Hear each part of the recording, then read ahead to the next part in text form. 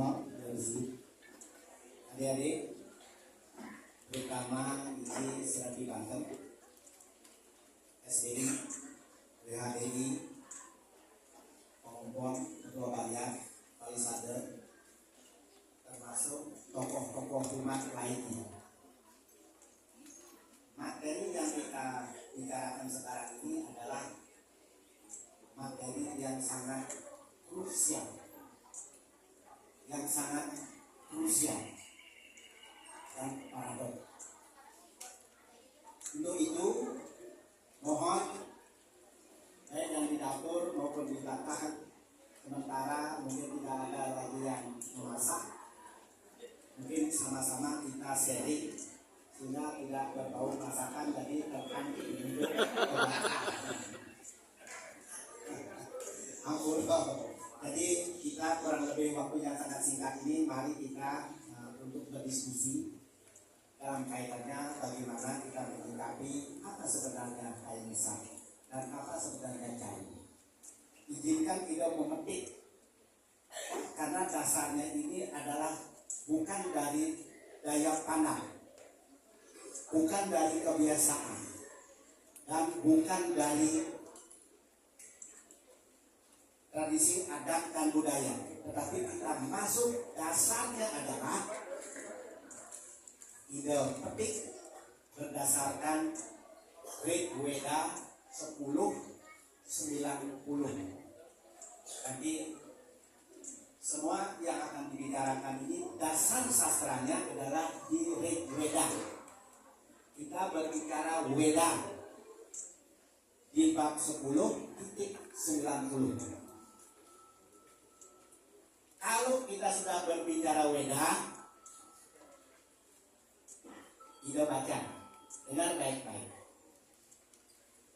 Dalam mitologi dan sastra Weda, manusia pertama yang menjadi korban suci atau yagna adalah Purusa, atau manusia yang pertama. Ingat adik-adik, supaya nanti pembicaraan kita tidak simpang siur, kita mengacu bukan ke sastra, tapi ke Weda.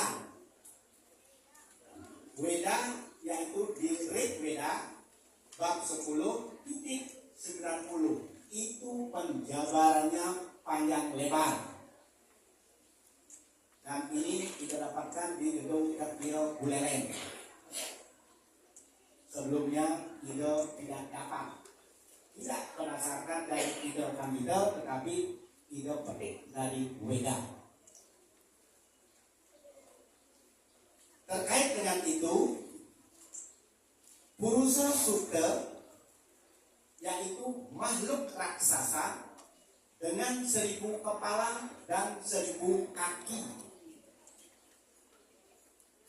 Bayangkan, kepalanya 1000, kakinya 1000. Adik bisa membayangkan bagaimana kalau orang mempunyai kepala 1000 dan mempunyai kaki 1000?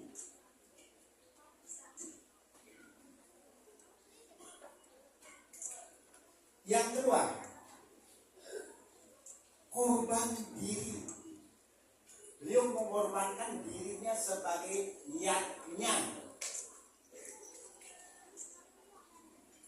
Ini yang tidak pernah terkupas, sehingga kita berbicara antara membunuh dan tidak membunuh, antara ahimsa dan caru. Yang ketiga, hasil kurban. Ingat, hasil kurban dari bagian-bagian tubuh Purusa, manusia yang pertama, yang dikorbankan, terciptalah satu manusia. Yang kedua adalah bulan, ketiga matahari, keempat bumi, langit, dan para dewa.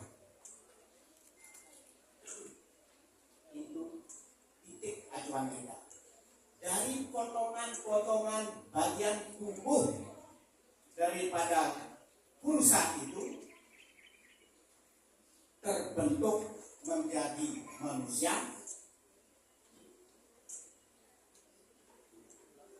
bulan, termasuk langit, bumi, dan para dewa.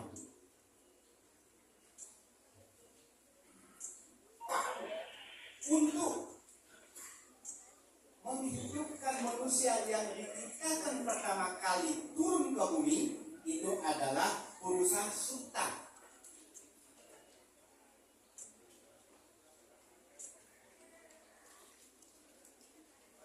Supaya kehidupan manusia ini bisa hidup, maka beliau akhirnya menciptakan alam semesta ini melalui Panca Mahabhuta.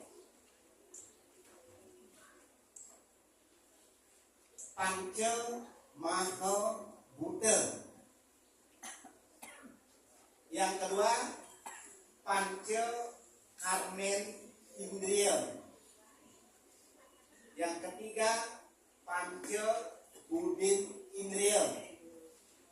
Yang kelima, Panca lagi apa itu?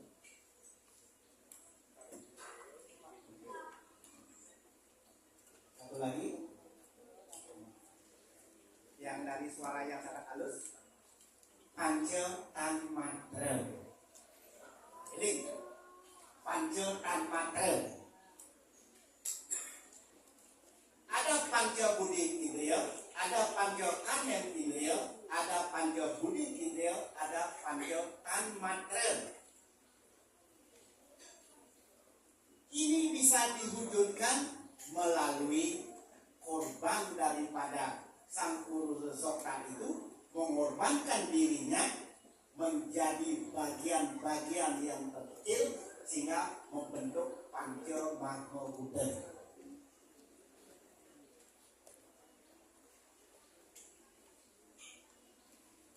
Jadi yang mana disebut dengan Panca Mahabhuta, yang mana disebut dengan Panca Karmen Indriya, yang mana disebut dengan Panca Budin Indriya, mana disebut dengan Panca Tanmatra. Yang melambangkan bahwa Purusa sebagai subjek yang mengorbankan dirinya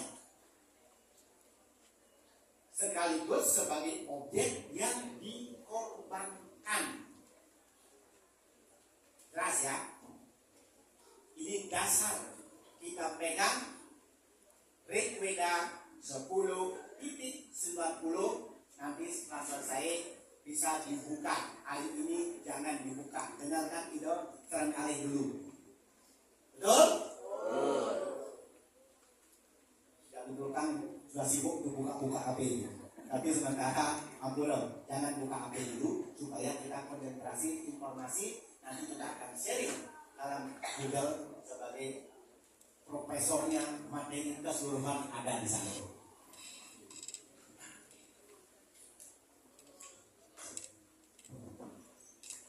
Secara ringkas,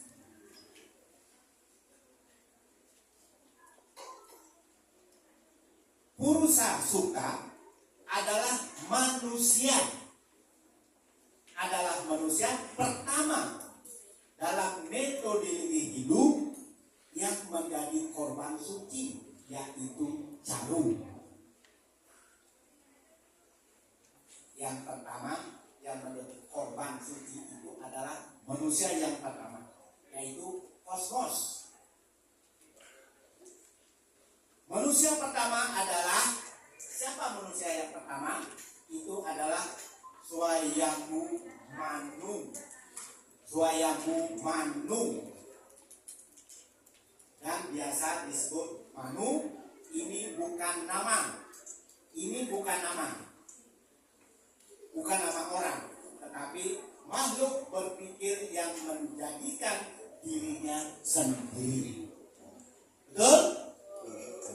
Mohon ini para wikan ide sampaikan ini tidak bisa dari sendiri, harus sastra yang berbicara. Nah, sehingga dengan demikian Karena aku sudah menciptakan manusia dan aku sudah menciptakan semua kebutuhan hidup manusia. Apabila manusia, aku mempunyai sifat-sifat yang tidak dimiliki oleh ciptaanku. Di antaranya sifat-sifat Tuhan yang Maha Kuasa atau disebut Tuhan Atman atau Brahman yang tidak dimiliki oleh ciptaannya. Di antaranya adalah Adahir, Acadir, Acadir yang tidak terlukakan oleh senjata apapun.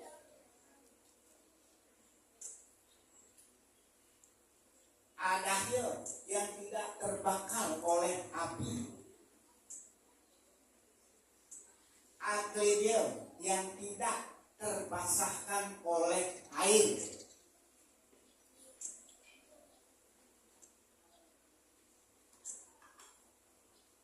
Nikir abadi.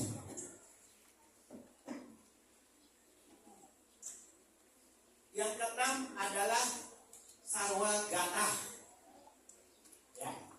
Tuhan itu ada di mana-mana. Sentanu. Ya. Ada di mana-mana. Sentanu itu apa?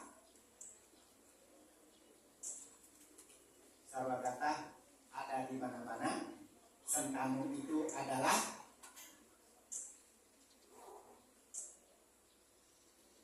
tidak berpindah-pindah. Nah, ini adik-adik, Sentanu tidak berpindah-pindah. Acalo itu tidak bergerak.